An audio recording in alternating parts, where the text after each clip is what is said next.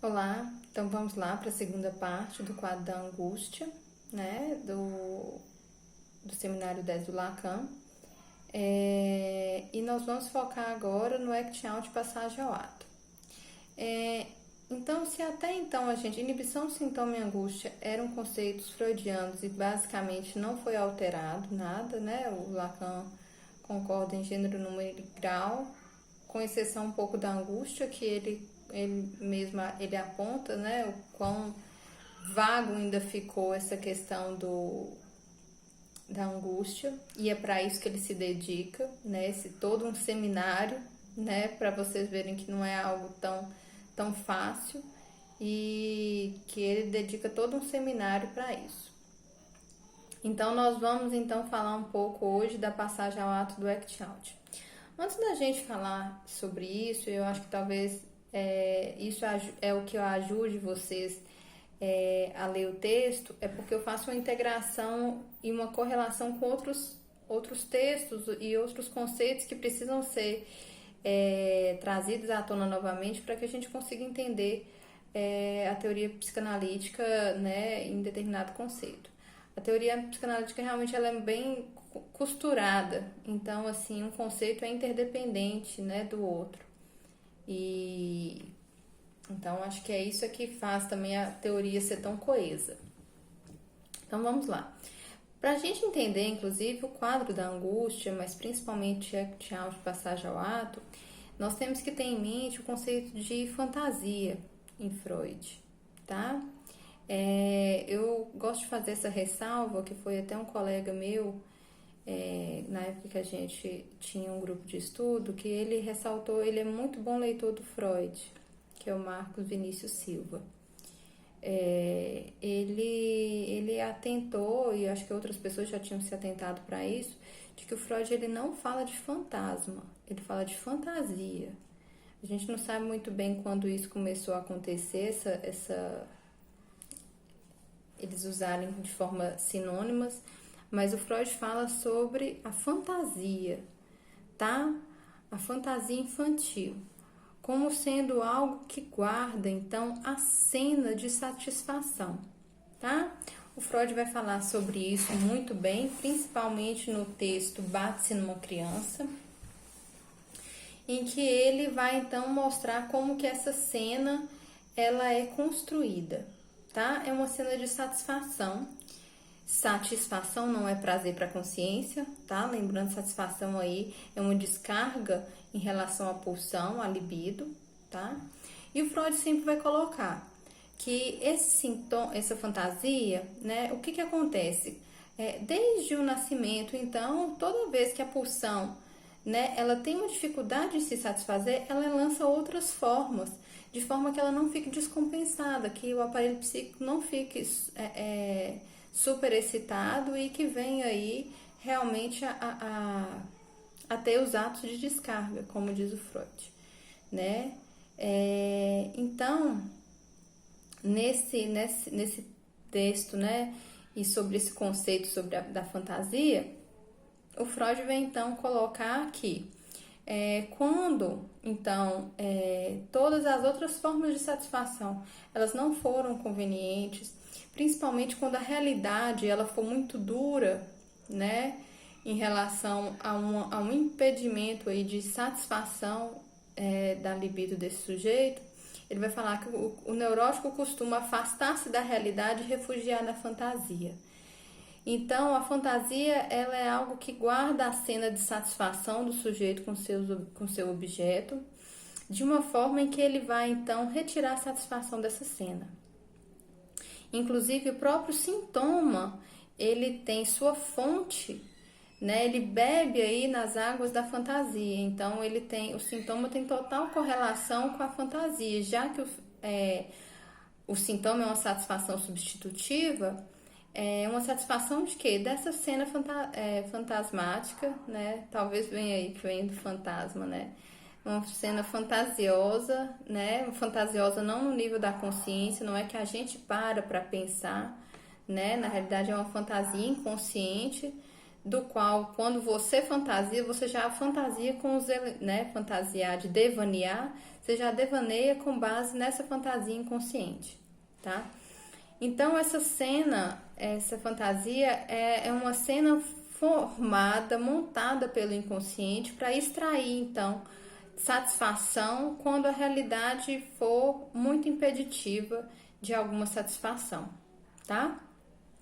Ele vai falar lá como que se monta, mas geralmente não é uma cena que aconteceu, mas ela é uma cena montada em que alguns fragmentos são, né, realmente de fatos ocorridos, mas principalmente ali onde falta elementos aí de conexão com a realidade e principalmente aí em que o sujeito pode enxertar aí certas conexões para fazer então essa cena virar uma cena de fantasia, uma cena que o sujeito pode então internamente se satisfazer com ela sem necessariamente precisar da realidade, tá? Então não preciso de conteúdos da realidade para conseguir satisfazer. Eu tenho um ponto no aparelho psíquico que guarda essa fantasia e que a gente pode investir libido nela e extrair satisfação daí. E assim também pode fazer com o sintoma. O sintoma vai então beber água na fonte da fantasia para de alguma forma então receber aí essa satisfação substitutiva, tá? Então o sintoma ele tem total conexão com o conceito de fantasia do Freud, que é uma cena que guarda satisfação, mais uma vez, uma satisfação que não é prazer para a consciência. Tanto é que o próprio nome do texto chama Bate-se numa Criança. E que ele vai falar de fantasia, de uma cena fantasmática aí, em que há uma satisfação nisso. Então, como é possível, dentro dessa cena de apanhar, como pode retirar uma satisfação disso? Então, ele vai falar sobre essa questão. Por que a gente precisa disso aqui? Porque se a gente está falando de satisfação, a gente está falando também em relação a sintoma, tá? E o Lacan vai dedicar aí todo esse tempo para explicar aí como que tem a fórmula da fantasia, tá? Então ele vai colocar a fórmula da fantasia como sendo S barrado, junção e disjunção com o objeto A, né? Então é um S barrado, né? Que a gente costuma, quem tá aí acostumado com a psicanálise sabe que se trata de sujeito castrado. E esse losango que tem aí, né, entre o sujeito e o objeto, trata-se de junção e disjunção com o objeto A. O objeto A, né, nós não vamos nos delongar aqui também sobre isso, mas é aí algo desse contorno aí que traz aí, esse objeto que traz algo dessa satisfação ou gozo, né, um gozo ou um desejo em relação a esse sujeito, né. O objeto, quando tem sua presença, ele está na sua vertente de gozo, e quando ele está na ausência, ele faz seu papel de desejo, tá? Então, nessa cena aí, em que o sujeito, né, barrado, tem algo de uma presença e uma ausência desse objeto, e que guarda aí essa cena em que o sujeito pode se satisfazer com ela. Por que nós estamos falando disso agora e nós não falamos tanto no sintoma? Porque o acting out e a passagem ao ato, elas têm total correlação com essa fórmula da fantasia que o Lacan coloca, com essa cena da fantasia, tá? O acting out, eu vou dar primeiro o conceito, depois a gente trabalha um pouco mais, tá? O acting out, se colocar no lugar de objeto para mostrar a castração do outro.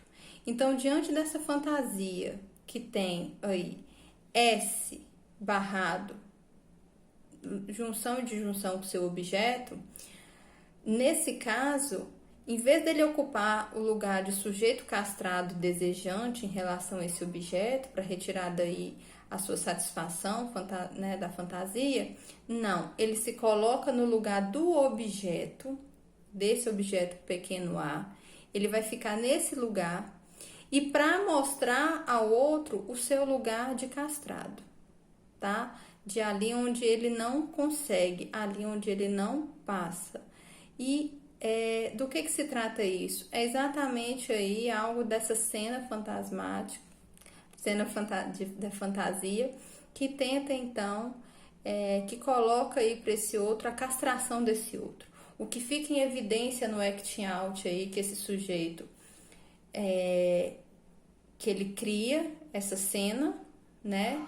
É exatamente para poder fazer então esse ponto de uma mostração da castração do outro. O que quer ficar em evidência é o quanto o outro é castrado, tá? Então, é nesse sentido que o acting out, ele vem para o sujeito, não é algo montado conscientemente, tá? Mas é algo que vem aí para mostrar a castração do outro, tá?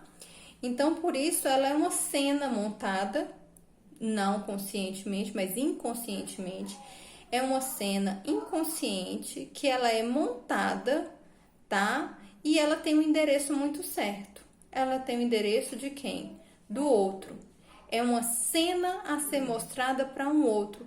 Por isso que é uma cena que não é fácil de ser manejada, porque ela exige uma interpretação. E para a gente ter uma interpretação dessa cena, a gente precisaria minimamente saber quais são os personagens e do que se trata a história. E geralmente o acting out, ele vem aí exatamente para apontar a castração desse outro, tá? Então o sujeito fica aí no lugar de objeto para apontar a castração do outro. É uma cena, é bem uma cena. Existe uma montagem dessa cena. Então, o indivíduo que faz isso, ele vai montar inconscientemente uma cena que demonstra totalmente a castração do outro, tá? Então, ela está muito ligada ainda à questão sintomática pela questão que evoca essa cena de satisfação, tá? Porém, não para se satisfazer com ela, mas para mostrar o quanto esse outro é castrado. Nós temos isso muito que o Freud fala. Na realidade, o Freud fala como acting out, mas esse conceito de acting out, tal qual nós estamos trabalhando aqui, é um conceito lacaniano, porque o conceito de acting out do Freud é aquele do recordar, repetir, elaborar, tá? Que é uma repetição de uma cena, tá? Em ato e não vindo em memória. Só que o Lacan, ele coloca um pouco mais, ele elabora um pouco mais essa cena de acting out, correlacionando isso aí com algo da fantasia e dessa castração. Ele não tira isso só da cabeça dele, mas ele tira isso dos próprios casos clínicos do Freud, que inclusive o próprio Freud trabalha e coloca como acting out, não com esse arcabouço teórico. Mas é o caso da Dora, né? O caso clínico da Dora, em que a Dora, ela tem muitas cenas de acting out, ela tem muitos sintomas, sintomática do início ao fim, né? Um caso de histeria bem sintomático, porém com muitos acting outs, né? Em que ela coloca aí então os elementos, ela monta uma cena exatamente para mostrar a falha, esse ponto aí falho desse outro, tá? Eu não vou entrar mais em detalhes, porque nosso objetivo aqui não é trabalhar o caso Dora, mas a gente pode ver bastante acting out no caso da Dora, tá? Então, é uma cena a ser mostrada, uma cena inconsciente que é montada, mas que ela tem um endereço certo, o outro para esse sujeito, tá? A fim de mostrar a castração, tá? Já a passagem ao ato, nós estamos no oposto do acting out, que vem trazer então o contrário. Não se trata de mostrar uma castração do outro, mas se trata de um apagamento aí desse lugar de junção e disjunção, tá? Em que o sujeito fica atônito com esse objeto, sem suportar lidar com essa cena. Então tem algo dessa cena que é mostrado e que o sujeito não consegue lidar. Tem um ponto de certeza muito grande, não é uma certeza quase que invacilável, não se vacila, é um ponto de certeza aí, e que por isso que o Lacan vai falar que a angústia não é sem objeto, tá? Tem um objeto muito grande, que é o objeto da pulsão, e como tal, evoca aí esse ponto de fixação grande, porém sem elementos simbólicos que dê conta de suportar aí a cena diante dele com o objeto. Para vocês verem que no act out, nós temos uma cena muito bem enquadrada, que é uma cena que remete à cena da fantasia. Então, o sujeito está aí ainda ligado de alguma forma com o ponto de significação, de sentido, né? Um ponto simbólico aí, em forma de uma cena, mas evoca um simbólico. Já na passagem ao ato, nós não temos essa evocação de simbólico de forma tão nítida. Na realidade, é a ausência desse simbólico que faz com que o objeto se manifeste aí na sua forma mais crua e nua para esse sujeito. E essa forma crua e nua, sem ter o anteparo da fantasia, né, para interpretar essa cena, né, porque nossa interpretação ela passa por essa cena, né, da fantasia. Sem isso, o sujeito fica à mercê aí. E ele vira aí um grande objeto aí, ele fica tomado aí na dimensão reduzida a essa dimensão objetal, sem elementos aí simbólicos para suportar, lidar e ter uma resposta diante disso, tá? Então, no caso da passagem ao ato, é um sair de cena, no qual existe a presença do objeto e que o sujeito não encontra elementos psíquicos para lidar com a cena. Então, vocês veem que essa dimensão junção e desjunção com o objeto, ela fica aí precarizada, não encontra esses elementos simbólicos para interpretar aquela cena, para interpretar o que se vê. E diante dessa ausência do simbólico, o que irrompe aí é o objeto na sua face mais real, crua e nua, né? E aí se a gente precisa de lembrar novamente da primeira tópica do Freud, que ele coloca excitação, né, colocando aí para o aparelho psíquico, sistema perceptual, memória, inconsciente, pré-consciente, consciente, descarga motora. Para vocês verem que a pulsão, ela precisa excitar o aparelho psíquico, mas ela precisa de um revestimento simbólico, que é a ideia, para ela se fazer percebida pela mente, porque só entra na mente algo que for do campo do simbólico, campo da ideia. Então, se nós temos uma excitação, uma superexcitação aí, que vem desse objeto e que ele não encontra repercussão aí no simbólico, nós temos uma excitação que ela vai ficar inflando o aparelho psíquico, mas sem processamento aí minimamente simbólico que possa então em nível simbólico, né, dar uma descarga então do que fazer, uma descarga simbólica, uma descarga aí que diz assim do que fazer com aquela pulsão. Então, se a gente não tem isso, nós temos um sistema mental que ele vai ficar super estimulado, super excitado, inflado de excitação, e ele precisa de dar uma descarga, né? Ele precisa de descarregar o aparelho psíquico. Então ele vai, como Freud falou, com atos de descarga. Ainda que essa descarga, esses atos, eles não passem por um processamento psíquico e por isso não tem uma descarga menor, eles vêm em ato. Então por isso que o Lacan chama de uma passagem ao ato. ou seja, vai direto ao ato sem um percurso simbólico que permitiria o sujeito elaborar e se posicionar aí frente a esse objeto. É isso que não tem. Então, o sujeito, ele sai de cena, ele foge da cena, tá?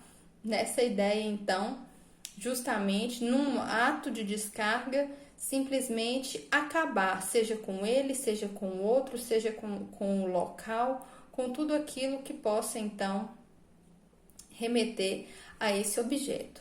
Né? Nós vamos ver, por exemplo, no caso da jovem homossexual, que é um dos casos do Freud, nós temos duas situações, que é um momento, então, eu não vou entrar aqui explicando o caso da jovem, leiam, é pequenininho, tá? 15 páginas, mas quem vai tratar dele melhor, eu acho que é o Lacan, apesar de que o Freud dá um show, mas no que ele queria, né, que era discutir a psicogênese do homossexualismo na mulher, que esse é o nome do caso. E o Lacan vai explicar, então, através do act out, passagem ao ato, que a jovem, ela passa pelas redondezas do trabalho do pai o tempo inteiro e com a dama, né, que ela é homossexual, e isso o pai não aceita. Isso aí nós poderíamos falar que seria um act out, tá? Ela tá ali andando às voltas, criando toda uma cena para convocar o olhar do pai, tá? A fim de mostrar a castração desse homem que não sabe cortejar uma mulher. E, no entanto, quando ela se depara, em algum momento ela vai se deparar com esse olhar do pai, ela se depara com o olhar do pai e ela simplesmente não dá conta desse olhar. E a dama ainda confirma para ela que o pai dela está certo. E ela simplesmente sai e se dirige a uma tentativa de autoextermínio pulando da linha do trem, né? Então, nós percebemos que a dimensão do olhar do pai, apesar de evocada aí no acting out, é algo que esse sujeito não dava conta, que não tinha esse elemento e que entrou aí num campo de uma certeza em relação a esse objeto, que se aparece numa vertente real e que ela não tem um processamento aí, que ela não tem algo aí, elementos simbólicos para dar conta dessa cena, então ela evade dessa cena. Não tenta evocar nenhum sentido, não se trata de um sentido oculto, não se trata disso. Se trata aí dessa vertente aí, desse olhar, dessa dimensão do olhar do pai, na sua dimensão mais crua e nua, tá? Eu acho que esses casos seriam mais interessantes da gente trabalhar em casos clínicos, tá? Mas é só para deixar aí para vocês. Tem alguns textos também sobre acting out, passagem ao ato, que eu vou deixar aqui no canal inscrito para que vocês possam estudar mais, tá ok? Abraços, até mais.